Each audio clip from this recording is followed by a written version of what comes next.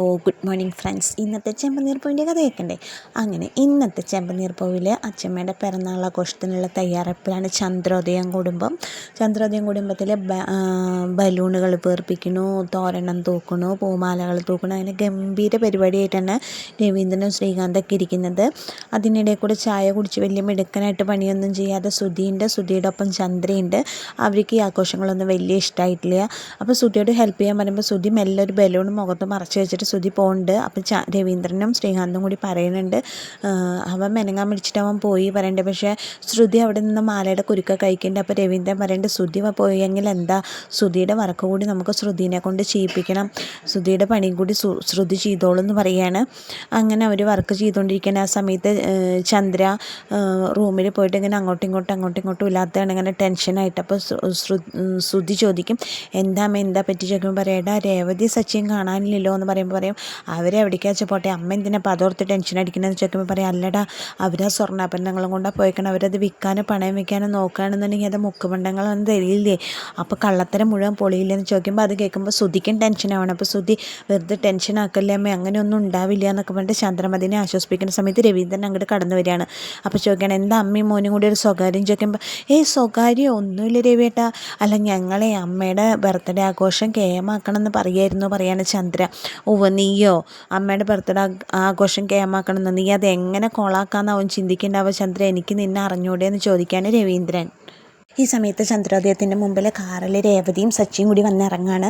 സച്ചിക്ക് ഇങ്ങനെ ദേഷ്യം വന്നിട്ടാണ് ഇരിക്കുന്നത്. സച്ചി പറയുന്നുണ്ട്, ഞാൻ ഇവിടുന്ന് പോയ പോക്കിൽ അവനിട്ട് നാളെ പൊട്ടിച്ച് അവൻ സത്യം പറയുമെന്ന് പറയുന്നുണ്ട്. അപ്പോൾ രേവതി പറയുന്നുണ്ട്, സച്ചിയേട്ടാ ദയവ് ചെയ്തിട്ട് ഇപ്പോൾ പ്രശ്നങ്ങളൊന്നും ഉണ്ടാക്കരുത്, ഞാൻ പറഞ്ഞില്ലേ അച്ഛമ്മ വന്ന് തിരിച്ചു പോട്ടെ, എന്നിട്ട് നമുക്ക് എന്താ ചെയ്യാം എന്ന് പറയുന്നിട്ട് രേവതി അവനെ ആശ്വസിപ്പിക്കുന്നുണ്ട്. എൻ്റെ തല തൊട്ട് സത്യം ചെയ്തതാണല്ലോ സച്ചിയേട്ടാ, അത് മറക്കരുത് കേട്ടോ എന്നൊക്കെ പറഞ്ഞിട്ട് രേവതി അവനെ ആശ്വസിപ്പിക്കുന്നുണ്ട്.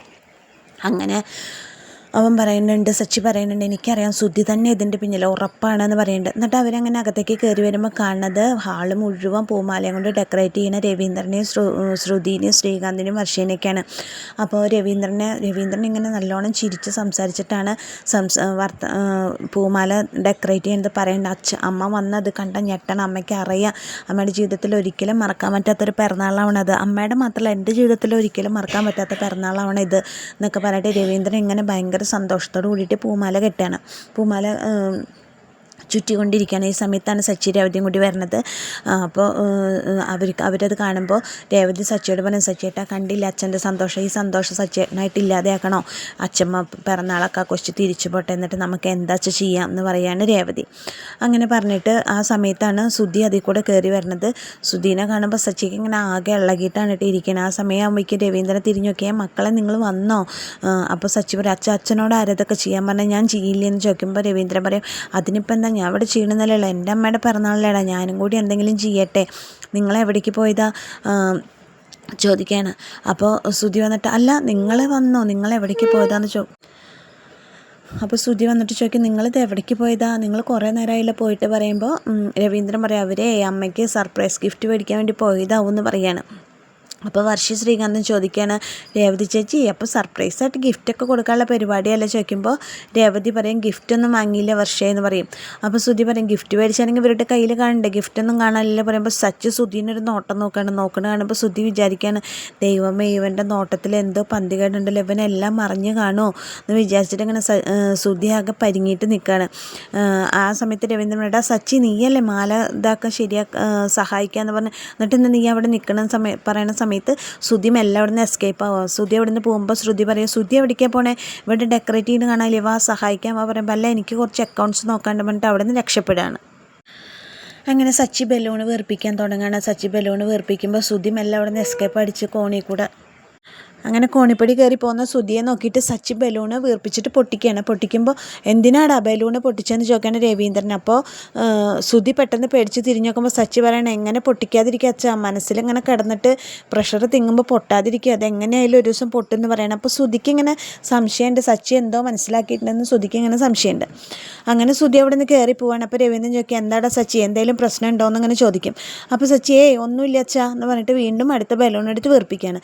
ഈ സമയത്ത് ശ്രുതി മുകളിൽ പോയിട്ട് റൂമിൽ പോയിട്ട് ഇങ്ങനെ ജനലുമ പിടിച്ചിട്ട് ഇങ്ങനെ ആലോചിക്കും, ദൈവമേ ഏത് കുരുക്ക് പോയാലും എൻ്റെ തലയിൽ കൂടെയാണല്ലോ വരുന്നത്, ഞാൻ എന്താ ചെയ്യുക, എങ്ങനെ ഇതിൽ നിന്ന് രക്ഷപ്പെടുക എന്നൊക്കെ വിചാരിച്ചിട്ട് ശ്രുതി ഇങ്ങനെ ആലോചിച്ചിരിക്കുന്ന സമയത്ത് ശ്രുതി റൂമിലേക്ക് കയറി വരികയാണ്. ശ്രുതി റൂമിലേക്ക് വരുമ്പോൾ ഇങ്ങനെ ജനലുമ പിടിച്ചിട്ട് ആകെ ടെൻഷനായിട്ട് നിൽക്കുന്ന ശ്രുതിനെയാണ് കാണുന്നത്. അപ്പോൾ ശ്രുതി ചോദിക്കും, എന്താ ശ്രുതി എന്താ പറ്റിയെന്ന് ചോദിക്കുമ്പോൾ, ഒന്നുമില്ല ശ്രുതി, ഒന്നുമില്ല, എന്താ ശ്രുതിക്ക് ഒരു ടെൻഷൻ പോലെ. ടെൻഷനോ, എനിക്കെന്തിനാ ടെൻഷൻ, ടെൻഷനൊന്നുമില്ല പറഞ്ഞിട്ട് ശ്രുതിയുടെ അടുത്തുനിന്ന് രക്ഷപ്പെടാൻ വേണ്ടി ശ്രുതി ഞാൻ ഫ്രഷ് ആവട്ടെ എന്ന് പറഞ്ഞിട്ട് വേഗം ടവൽ കൊടുത്തിട്ട് പോവാണ്. അപ്പോൾ ബാത്റൂമിലേക്ക് പറഞ്ഞിട്ട് ശ്രുതി പോണത് ഡോർ തുറന്നിട്ട് മുറിയുടെ പുറത്തേക്കാണ് പോണത്. അപ്പോൾ ശ്രുതി പറയും, ശ്രുതി ബാത്റൂം അവിടെയല്ല എവിടെയല്ലേ ഉള്ളിലല്ലേ ചോദിക്കുമ്പോൾ, ശരിയാണല്ലോ ബാത്റൂം ഉള്ളിലാണല്ലോ, അവിടെ ബാത്റൂം ഉള്ളിലുള്ള, അപ്പോൾ ഞാൻ എന്തിനാ പുറത്തേക്ക് പോകണമെന്ന് പറഞ്ഞിട്ട് ശ്രുതി വേഗം ബാത്റൂമിൻ്റെ ഉള്ളിലേക്ക് കയറിയിട്ട് ഡോർ അടയ്ക്കുകയാണ്.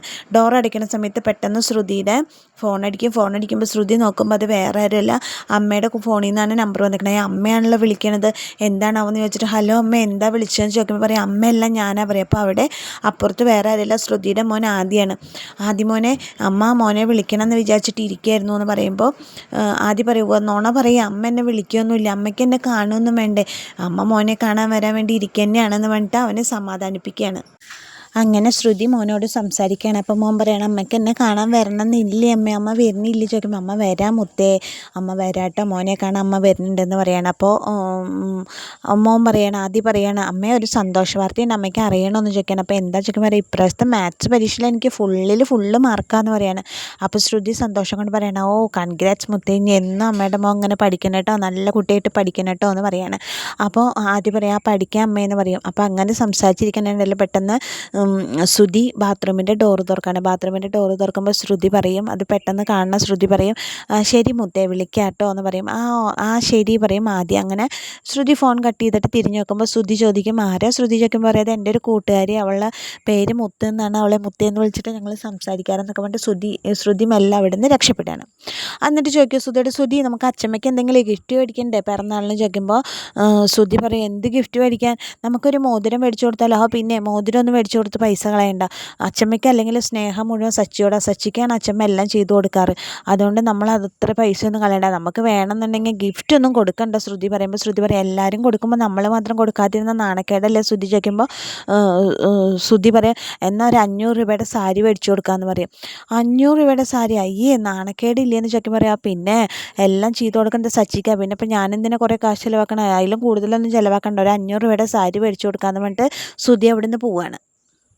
ഈ സമയത്ത് വർഷയും ശ്രീകാന്തും കൂടിയിട്ട് റൂമിലിരുന്നിട്ട് ചർച്ച ചെയ്യണം. വർഷ ഇങ്ങനെ മൊബൈലിൽ നോക്കിക്കൊണ്ടിരിക്കുന്നത്. അപ്പോൾ ശ്രീകാന്ത് ചോദിക്കും, എന്താ നീ ഇങ്ങനെ നോക്കണ വർഷം എന്ന് ചോദിക്കുമ്പോൾ വർഷ ഒരു മൊബൈലിൻ്റെ ഫോട്ടോ കാണിച്ചിട്ട് ശ്രീകാന്ത് ചോദിക്കും, ശ്രീകാന്ത് ഈ മൊബൈൽ എങ്ങനെയുണ്ട്, നന്നായി ഉണ്ടല്ലോ, പുതിയ മോഡലാണല്ലോ എന്നൊക്കെ പറയണം. അതെ, അപ്പോൾ ഇതെന്തിനപ്പോൾ നീ നോക്കണം ചോദിക്കുമ്പോൾ പറയും, ഞാൻ ഇതാണ് അച്ചമ്മയ്ക്ക് ഗിഫ്റ്റ് കൊടുക്കാൻ പോണത് പറയണം. അപ്പോൾ ശ്രീകാന്ത് പറയും, മൊബൈൽ, അച്ചമ്മ ഇങ്ങനത്തെ മൊബൈലൊന്നും യൂസ് ചെയ്യില്ല വർഷ, അച്ചമ്മയ്ക്ക് അറിയില്ല എന്ന് പറയുമ്പോൾ അതൊക്കെ ഞാൻ അച്ചമ്മയ്ക്ക് പഠിപ്പിച്ചു കൊടുക്കുമെന്ന് പറയും.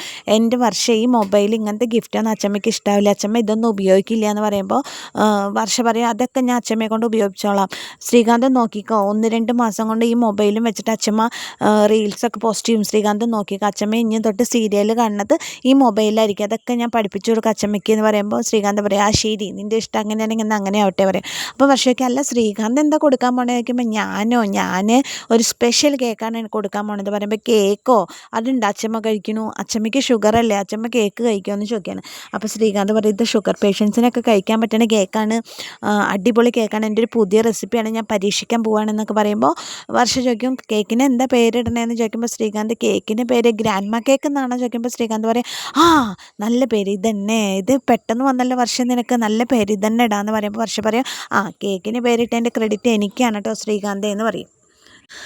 അങ്ങനെ വർഷ പറയും, കേക്കിന് പേരിട്ടതിൻ്റെ ക്രെഡിറ്റ് എനിക്കാണ്, അതുകൊണ്ട് എനിക്ക് ഗിഫ്റ്റ് തരണം പറയും. ഗിഫ്റ്റ് എന്താ, നിനക്ക് ഇപ്പം തന്നെ തരാമല്ലോ എന്ന് പറഞ്ഞിട്ട് ശ്രീകാന്ത് വർഷയ്ക്ക് കവിളിൽ ഒരു ഉമ്മ കൊടുക്കുകയാണ്. അപ്പോൾ വർഷ സന്തോഷം കൊണ്ട് ചിരിക്കുകയാണ്. അങ്ങനെ അത് കഴിഞ്ഞ് രേവതി അടുക്കളയിൽ പണിയുന്ന സമയത്ത് രേവതിയുടെ അമ്മ ഫോൺ വിളിക്കുമ്പോൾ ആ അമ്മയെ പറയുമ്പോൾ പറയും, മോളെ സുഖമല്ലേ ചോദിക്കുമ്പോൾ അതേ പറയാം, അമ്മയെ നാളെ അച്ഛമ്മയുടെ 80ാം പിറന്നാളെന്നറിയാലോ, എല്ലാവരും നേരത്തെ വരണം, വൈകിട്ട് ഫംഗ്ഷൻ വെച്ചിട്ട് പറയുമ്പോൾ ലക്ഷ്മി പറയും, മോളെ രവിയേട്ടൻ വിളിച്ചിട്ടുണ്ടായിരുന്നു. അച്ഛൻ വിളിച്ചോ ചോദിക്കുമ്പോൾ ഉവ്വ് പറയും. അപ്പോഴേക്കും സച്ചി എവിടെ മോളെ, സച്ചി എവിടെയെങ്കിലും ചോദിക്കുമ്പോൾ ഉണ്ട് പറയുമ്പോഴേക്കും സച്ചി രേവതിയുടെ അടുത്തേക്ക് വരും. അപ്പോൾ സച്ചിക്ക് ആരാ രേവതി ചോദിക്കുമ്പോൾ അമ്മയെന്ന് പറയുമ്പോൾ ഫോണും കൂടി ഇതാ പറഞ്ഞിട്ട് സച്ചി ഫോൺ വിളിക്കുക. അമ്മയെ വിളിക്കുമ്പോൾ ആ മോനെ ഡെക്കറേഷനൊക്കെ കഴിഞ്ഞു നോക്കുമ്പോൾ ആ ഡെക്കറേഷനൊക്കെ കഴിഞ്ഞു അമ്മേ, നാളെ വരില്ലേ ചോദിക്കുമ്പോൾ ആ വരും എന്ന് പറയുമ്പോൾ എന്തെങ്കിലും ഒരു ഗിഫ്റ്റ് കൊണ്ടുവരണ്ടേ, എന്താ കൊണ്ടുവരാമെന്ന് ചോദിക്കുമ്പോൾ പറയും ഗിഫ്റ്റ് ഒന്നും കൊണ്ടുവരണം, നിങ്ങൾ ഇങ്ങോട്ട് വന്നാൽ മതി, നിങ്ങൾ വരുന്നതാണ് ഏറ്റവും വലിയ ഗിഫ്റ്റ്, നിങ്ങൾ വന്ന അച്ഛമ്മയ്ക്ക് സന്തോഷമാവും, ഞാനല്ലേ പറയണം ഒന്നും കൊണ്ടുവരണ്ട, എനിക്ക് ഒരു കാര്യം പറയുള്ളൂ, വരുമ്പോൾ ഗിഫ്റ്റ് ഒന്നും മേടിച്ചിട്ട് വരരുത് പറയുമ്പോൾ ആ ശരി എന്ന് പറയും. എന്നാൽ ശരി ഞാൻ ഫോൺ രേവതിക്ക് കൊടുക്കാൻ പറയും. എന്നിട്ട് രേവതി ഫോൺ മേടിച്ചിട്ട് പറയാം അമ്മയെ പറയുമ്പോൾ പറയാം അവൻ ഗിഫ്റ്റൊന്നും കൊണ്ടുവരണ്ടെന്ന് പറയണ മോളെ, എങ്ങനെ കയ്യും വീശി വരിക, ഒന്നും കൊണ്ടുവരാതെ വന്നു കഴിഞ്ഞാൽ നിൻ്റെ അമ്മായിമ്മ എല്ലാവരുടെയും മുമ്പിൽ വെച്ച് ഞങ്ങളെ നാണം കെടുത്തുന്നൊക്കെ പറയും. അപ്പോൾ രേവതി പറയാം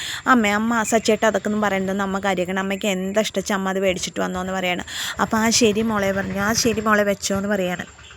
അത് കഴിഞ്ഞിട്ട് സച്ചി പറയണ രേവതിയോട് എന്തിനാ രേവതി അവരുടെ അടുത്ത് പൈസ ഇല്ലാത്തപ്പോൾ അവരെ ബുദ്ധിമുട്ടിക്കാൻ ഗിഫ്റ്റൊക്കെ മേടിച്ചിട്ട് വരാൻ പറഞ്ഞിരിക്കുമ്പോൾ പറയും അവരെന്തെങ്കിലും മേടിച്ചോട്ടെ, സച്ചിയായിട്ട് ഇപ്പോൾ എന്തിനാ ശ്രദ്ധിക്കണം, അതൊക്കെ അവരുടെ സന്തോഷമല്ലേ എന്ന് പറയും. അപ്പോൾ സച്ചി ചോദിക്കും അല്ല രേവതി നമ്മളെന്താ നാളെ അച്ഛമ്മയ്ക്ക് ഗിഫ്റ്റ് കൊടുക്കണ്ടേ എന്നൊക്കെ ചോദിക്കുമ്പോൾ സച്ചി തന്നെ പറയാം എങ്ങനെ ഗിഫ്റ്റ് കൊടുക്കാൻ, എല്ലാം നശിപ്പിച്ചില്ലേ അവൻ സുധി എന്നൊക്കെ പറയുമ്പോൾ രേവതി പറയും സച്ചിയേട്ടാ ഇതാരും കേൾക്കരുത്, സുധി അയാളെ ചെയ്തെന്നുള്ളതിന് നമ്മുടെ കയ്യിൽ തെളിവൊന്നുമില്ലല്ലോ, ഞാൻ പറഞ്ഞു സച്ചിയേട്ടനോട് അച്ഛമ്മ വന്ന് പോണവരൊരു പ്രശ്നം ഉണ്ടാക്കരുതെന്ന്, ചേട്ടാ അത് കേൾക്കില്ലേന്ന് ചോദിക്കുകയാണ് രേവതി പറയും അച്ചമ്മയ്ക്ക് മനസ്സിൽ തട്ടണം, അച്ചമ്മയ്ക്ക് ഏറ്റവും സന്തോഷം എന്ന് പറഞ്ഞാൽ എന്തെങ്കിലും ഒരു ഗിഫ്റ്റ് വേണം സച്ചേട്ടാ, ബാക്കിയുള്ള ഗിഫ്റ്റുകളൊക്കെ നമ്മൾ പൈസ കൊടുത്ത് മേടിച്ചു കൊടുത്താൽ അത് ആ പിറന്നാളാഘോഷം കഴിഞ്ഞോട് അതിൻ്റെ സന്തോഷമൊക്കെ പോകും, പക്ഷേ ഇതങ്ങനെ ആവില്ല, അത് അച്ചമ്മ ജീവിതകാലം മുഴുവൻ ഓർക്കാൻ പറ്റുന്ന ഒരു ഗിഫ്റ്റ് ആയിരിക്കണം എന്ന് രേവതി സച്ചിയോട് പറയും. അപ്പോൾ സച്ചി പറയും ആ ശരിയാ രേവതി അങ്ങനെ ഒരു ഗിഫ്റ്റ് കൊടുക്കാമെന്ന് പറയുമ്പോൾ സച്ചിയുടെ മനസ്സിൽ എന്താവുമെന്ന് നമുക്ക് ഊഹിക്കാം. അച്ചമ്മ പറഞ്ഞിട്ടുണ്ടല്ലോ ആ രണ്ട് കൂട്ടുകാരികളെ പറ്റി, ഇവർ 3 പേര് ഒരുമിച്ച് ഉണ്ടായിരുന്ന ആ ഒരു കാലത്തിനെ പറ്റി അച്ചമ്മ സച്ചിയോട് പറഞ്ഞിട്ടുണ്ടല്ലോ. അപ്പോൾ എനിക്ക് തോന്നുന്നു സച്ചി ആ ഗിഫ്റ്റായിരിക്കും അച്ചമ്മയ്ക്ക് കൊടുക്കാൻ പോണത് എന്ന്. അതിൻ്റെ സൂചനയൊന്നും ഇന്നത്തെ എപ്പിസോഡിൽ പറയണില്ല കേട്ടോ. അങ്ങനെ സച്ചി പറയണേ ശരി അച്ചമ്മയ്ക്ക് മനസ്സിന് ഇഷ്ടപ്പെട്ടൊരു ഗിഫ്റ്റ് തന്നെ നമുക്ക് കൊടുക്കാമെന്ന് പറയുമ്പോൾ സച്ചിയുടെ ആ ആലോചനയിൽ അതാവും എന്നാണ് എൻ്റെ മനസ്സ് പറയുന്നത്. അത് കഴിഞ്ഞു സച്ചി പിറ്റേ ദിവസം അച്ചമ്മേനെ കൊണ്ടുവരാൻ പോവുകയാണ്. അപ്പോൾ അച്ചമ്മ ചോദിക്കേണ്ടത് സച്ചി എന്താണ് നിൻ്റെ മുഖത്തൊരു വിഷമം പോലെ, നിൻ്റെ മുഖം എന്തെങ്ങനെ ബസ് സ്റ്റാൻഡിൽ നിന്ന് വരുമ്പോഴേ ഞാൻ ശ്രദ്ധിക്കണ്ടേ, നിൻ്റെ മുഖത്തിൻ്റെ തെളിച്ചിലിൽ എന്താ പറ്റിയെന്ന് ചോദിക്കുമ്പോൾ സച്ചി പറയേ ഒന്നുമില്ല അച്ചമ്മയ്ക്ക് തോന്നണത് പറയുമ്പോൾ അല്ല എന്തോ ഉണ്ട് പറയുമ്പോൾ അത് അച്ചമ്മ ഇന്നലെ രാത്രി ട്രിപ്പ് കഴിഞ്ഞിട്ട് വളരെ വൈകിട്ട് വന്ന് കിടന്ന് അതിൻ്റെ ക്ഷീണ പറയുമ്പോൾ അച്ചമ്മ പറയും അതിൻ്റെ ക്ഷീണമെന്നുണ്ടെങ്കിൽ നീ എന്തിനാ അപ്പോൾ എന്നെ കൂട്ടാൻ വന്ന് നിനക്ക് വിളിച്ച് പറയണമെങ്കിൽ ഞാനൊരു ഓട്ടോ വിളിച്ച് വരുമായിരുന്നല്ലോ പറയാം, പിന്നെ അച്ചമ്മേനെ കൊണ്ടുവരുന്നത് എൻ്റെ സന്തോഷമല്ലേ, അച്ചമ്മ എന്തിനാ ഓട്ടോ ഒക്കെ വിളിച്ച് വരുമ്പോൾ അച്ചമ്മ പറയാം നിന്നെ കണ്ടിട്ട് എനിക്ക് ഞാൻ വരുന്നത് വലിയ സന്തോഷമുള്ള പോലെ തോന്നുന്നില്ല പറയും. അച്ചമ്മ വരുന്നത് എനിക്ക് സന്തോഷം, അച്ചമ്മ ആവശ്യമില്ലാത്തൊന്നും പറയണ്ടെന്ന് പറയും. അപ്പോൾ അച്ചമ്മ പറയും നീ വന്ന് എന്നോട് കള്ളം പറയാനും തുടങ്ങിയില്ല, നിൻ്റെ മനസ്സിൽ എന്തോ ഒരു വിഷമമുണ്ട് സച്ചി, അത് എന്താണെന്ന് അച്ചമ്മോട് പറയാമെന്ന് പറയുമ്പോൾ സച്ചി പറയണോ പറയണ്ടേ എന്നുള്ള ആലോചനയിലാണ്. ആ സമയത്താണ് നമ്മുടെ ഇന്നത്തെ എപ്പിസോഡ് അവസാനിക്കുന്നത്. അപ്പോൾ എന്നത്തെയും പോലെ എൻ്റെ കഥ കേട്ട് ഇഷ്ടപ്പെട്ട കൂട്ടുകാരെൻ്റെ ചാനലൊന്ന് ലൈക്ക് ചെയ്യുക, ഷെയർ ചെയ്യുക, സബ്സ്ക്രൈബ് ചെയ്യുക. താങ്ക്